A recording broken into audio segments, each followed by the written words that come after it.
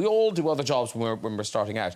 And lots of people do the classic catering. David Schwimmer, you went one up from waiting tables. You did waiting tables with a little bit extra. I waited tables for a long time, about 7 years, but my first gig was as a roller skating waiter at this. I was good. And it was at this really cool place in Chicago. Really cool. It was. It's called Ed DeBevick's. I worked at Ed DeBevick's. In L.A. when they opened it. That's right. They opened one in L.A. The stars that came out of this place. Because you had to play a character. Yeah, I was Romeo. I was Frankie. This is Keanu, aged, I think, 16. 17. 17, doing a commercial for... Is it Coca-Cola? It's Coca-Cola, yeah. Coca-Cola, it's a big It was gig. a really big deal, actually, for me. It's one of my first jobs. And it is a big deal. Yeah, Here you are. Okay. Enjoy. You're reaching for the finish line. You dig down deep, it's hard to find. You're really gonna want it. The strength that you need, the will to succeed. This is it. It's for him and for you. For you. Hey, I'm proud of you. Really proud. A coach. The biggest cake. Who's your coach? My dad.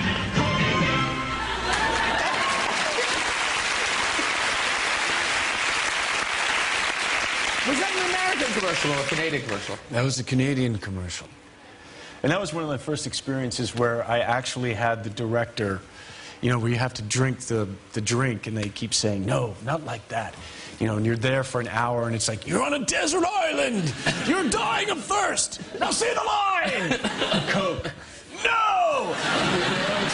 And then it kept going and going until finally it went to, anyway. Because there's something, because I thought it mustn't be American, because I've watched that a few times now. You lose the race. I come in third. What's the, like, I don't know, where's the ad bit? Like, drink a cola, you too could lose. I feel I know you pretty well, Al. Yeah. I never knew you lived in Australia. I lived, yeah. I was a backpacker and I stayed over there more than the visa. This was naughty. I stayed there longer. And I used to work at an insurance place. And I love Australians. I love their humour. Sorry, you went all the way to Australia to work in insurance? No, I needed some money. I needed... No, yeah. I love insurance so much. And it's quite high risk there. Yeah, yeah. But I used to work in a cafe on Oxford Street and I was the dish pig. Because, you know how everyone's sexy in Sydney, so all the sexy gay guys were out the front, and because I'm not a looker, I was in the back cleaning... Honestly, no. I was a dish pig too. You was a dish pig? Yeah. Oh, wow! Yeah. And look at her now! They used to ring the bell, because they'd ring the bell and go, dish pig, and then I'd go through the little hatch. I was a bit of a cult celebrity because people want to know who is the dish pig. But Elizabeth, you know, you grew up with the Olsen twins, which is like how, I mean, they were... I did. Huge... I didn't refer to them as that, but I did. But you're younger, so they presumably were always famous. Yes, since they were 6 months old, they were working. And they still have not stopped working, and they're 28. Because you were the same. You worked when you were very young, didn't you? You were on sets and stuff. Yeah, not really. I like didn't start until she was 2. That lazy... Who's paying for that? Who's paying for those rusks? Come on! I did a weird commercial when I was 10, and it was a really strange experience, so I kind of just moved on from that. It was parental controls, and I was walking down, like, a weird downtown LA street, and they had fake homeless people and hookers, like, grabbing at me because they were trying to show what your kids could be diving into in the internet. Did you write this? I think it was like a Detroit commercial specifically. I'm surprised it didn't put you off acting for life. That experience? No. And then I was like just only diving into weirder things as I got older. Yeah. Not in my personal life. No, obviously, no. This is interesting. Not the first time you've had to grapple with sort of high-concept science problems. No, I had some training, much like my character in the movie. I had some training in my early life, but this kind of training was training in the, you know, making sixth grade math and science students suffer through belabored explanation of math and science concepts on a child's TV show. Because we didn't get this, I don't think we got it here, called Voyage of the Mimi. And how old were you when you presented Voyage of the Mimi? Well, I did it over a period of time, and I'm not sure which clips you have. There's somewhere I'm 10 and somewhere I'm 13. OK, I think this might be a later... This is just... There was somewhere I was even 14, actually, when I came to England. I was a little bit then you older. might be 14 in this yeah. one, because this is in England. This is just to give you a taste of Voyage of the Mimi. Hi, I'm Ben Affleck. Archaeologists, like the ones in the second Voyage of the Mimi, are a lot like detectives, but their clues are hundreds, even thousands of years old, and they can never really be sure if they've solved their mysteries. You know, never really know what was happening back in the past. Well, there's a man here, 60 miles southwest of London, England, who's doing some archaeology that might help provide some new clues for some old mysteries. Ooh. Beautiful work. Very relaxed. You know how to set up a story. You just looked really relaxed. Those jeans said, hands in pockets. You know when you get a laugh just on saying I'm Ben Affleck.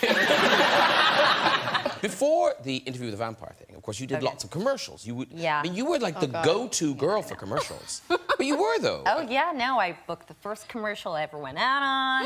It's like, this kid's a star. And you were tiny. You were like 3 or something? I was little, yeah, like 3 years old, I started doing commercial and modeling and stuff in New York, yeah. But you're going to regular school, so Yeah. presumably the other kids, did they give you stick for the things you were in?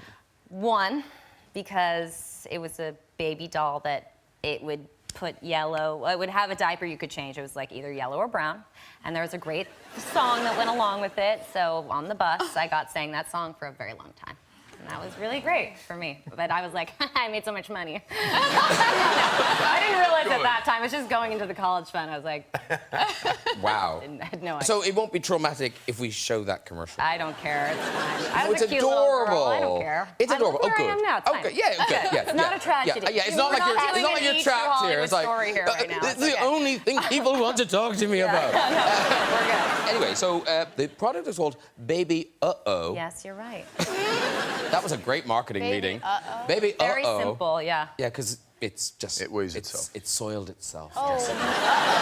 Uh-oh, baby, uh-oh. This is like being at home for you, Stephen. Yeah. It's worse at home, though. It's like actual... It's real. This stuff wasn't real, no? It was just colored water. Okay, good. So here we are. You're not the main girl. You're the blonde friend. I think you're wearing a pink top. So here's Baby Uh-oh. Oh, a dirty diaper. Baby, uh-oh, there she goes. I give her a bottle and then, baby, uh-oh, there she goes. Needs her diaper changed again. Baby, uh-oh, gets her diapers dirty. You rinse them clean with warm water. All clean. Looks like diaper rash. I'll make it better. Baby, uh-oh, there she goes. Looks like her diaper's just wet. Baby, uh-oh, I love her so. In so long. Right. My mom can be so stoked to see that again. That is a bizarre product, isn't it? Yeah, and yeah, it's just training us young. Some good old-fashioned feminism right there. There's a lot of actors, if they had a kind of, if they'd done stripping, that would have been their secret past. And but you own it. You've made a big successful thing. Presumably people were telling you, don't do this. Yeah. Oh God. Yeah. It was one of those things that I was fine with. I mean, I was 18, 19 years old, and it was a crazy time in my life, and I've got a chance to live crazy things and somehow survive them. So.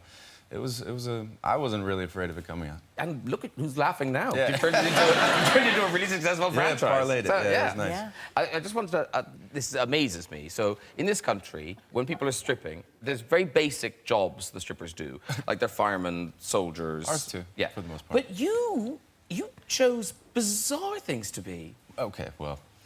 the first ones weren't shows for me. They were more like hazing things. I think I know what you're talking about. Because your first one, was your very first one a Boy Scout? Yes. Now, you think that's bad.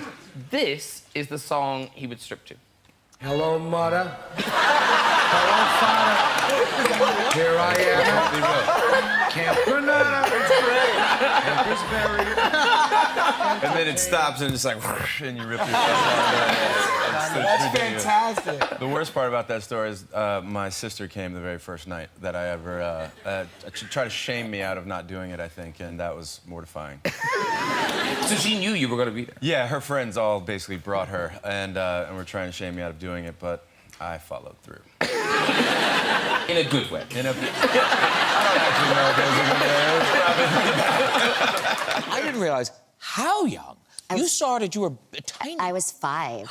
Yeah, I was eating in a restaurant and I was on a play date and this agent came up and said, do you want to be on TV? And I was like, well, yeah, here's my phone number, 212. I rattled it off and about a week later, my mother got a phone call and she's like, what did you do? I was like, oh, I want to be on TV. And she didn't even know if it was real, but it turned out it was. I love this. We've got, this must be one of your early headshots. This is so adorable. Hire her. Yeah, right? Wow. What happened to that? Yeah. She's up for the part of Annie Hall. Yeah, played by Faye Dunaway.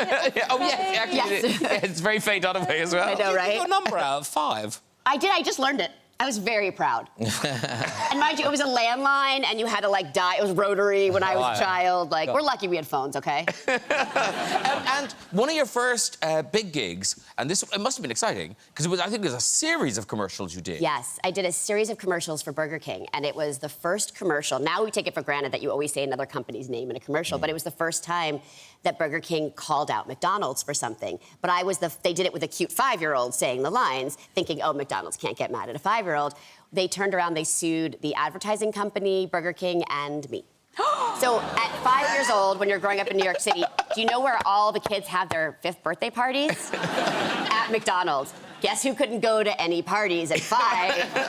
Me, yeah. Oh my God. Before your rise to superstardom, you did have some quite random jobs, not adult filmmaking. But you were a bouncer, you were a secret shopper in Harrods, a door-to-door draft excluder salesman. Bloody hell, yeah, you've done your research. I was very good at that very good at that job. A hairdresser. Okay. Yeah. Well, yeah, I don't know. I can cut hair. I don't know why I can do it, but I can. I guess I've watched people get their hair cut so many times, you know, while I'm having my own, and I just thought, oh, that's easy enough, you know. Don't you have to train or something? I've seen other people do it. I'll do it. I can go. Like dentistry. People will fly a plane. I wouldn't go near someone's mouth, but I can cut hair. I can men's hair, not women's hair, but I can style women's hair, I think. But I remember once a friend of mine used to run a small boutique hotel in London, and one day he called me up. I wasn't working. I was unemployed many, many years ago, maybe 16 years ago. And he said, do you know a hairstylist that can come to the hotel this evening because we have a guest that wants to go out? She's arriving. She has a ball gown. She's going out with her husband. She needs someone to style her hair. And I was like, I can do that. And he was like, what? I went, no. I said, I can cut hair. I've been able to cut hair I don't even need to cut it. I just need to style it. It's fine. I can do it. And I really do with the money. And he was like, Luke, if you mess this up, you know, I'm going to be in trouble. I said, trust me, I can do it. So I got on the bus, Charing Cross Road, up Oxford Street, stopped halfway up to go to Boots, picked up a small hairspray, some pins, and, like, got a magazine, looked at the pictures. Oh, I can do this. I can totally do this. Turned up, sat in her suite, and she came in, and she was a very lovely woman. She had no clue. I hope to God she doesn't remember this. That she's watching, but... And I did her hair. She got a bottle of champagne and she treated me like some sort of celebrity hairdresser for like 2 hours while I was like... and I got 90 quid. I pocketed 90 quid. She doesn't know I did it. Amazing. You were a Hoover salesman. Yeah, I was. OK. Yeah. So, as a Hoover salesman, you've talked about this ritual you had to go through. Yeah. I worked for I was 17, something like that. I worked for a company called Kirby Cleaners, where you had to go in the morning and sing before you go out to try and sell vacuum cleaners to the world. Yeah, and it was, I think it was an American concept that they brought over, and it was just bizarre. Who are you singing to? Well, you know, all the sales, it was commission only, so you get in this room... It's like an enthusiasm to get everyone together. And there was song sheets. They give you song sheets, and it'd be like, this is to the tune of I Want to Hold Your Hand by the Beatles, and it'd go, I want to sell a cleaner. I want to sell a clean. I'm gonna do that. It was, honest to God, it was just like that. And you'd go in and sing, and there was always one guy who'd always try and get into the room first because he wanted to play the drums. It was mad. It was mad because as a 17-year-old in a suit that I borrowed from a friend, I thought that's what all jobs were like. Here's the weird thing. Chris Pratt could have been your boss because you sort of did this. What was it, coupons you were selling? Yeah, it was coupons. Yeah, I had the same thing. It was like a multi-level marketing salesman job, and we did a chant in the morning. Just to clarify, what's a coupon? A coupon is like a certificate. It's for a promotion. So we would sell coupons for businesses in the service industry, like day spa type thing, a salon to like come and get all dolled up and like get your hair done and your nails done. And you all give them the gifts, right? You can give them the gifts. You can give them as gifts, yeah. But you're giving them life opportunities. That's what you're giving. It was one of those things where if you work very hard and you stay enthusiastic and you follow the steps and you do the chant in the morning. I mean, I was hook, line, and sinker. You can open your own office and like start your own business. And I did. I like made it all the way to the top. No. I opened my own office. At 19, I had my own business and went to a state in Colorado, and I opened my own office in Denver and put an ad in the paper, the same ad that I had answered, which said, "You like rock and roll music? You want to make money?"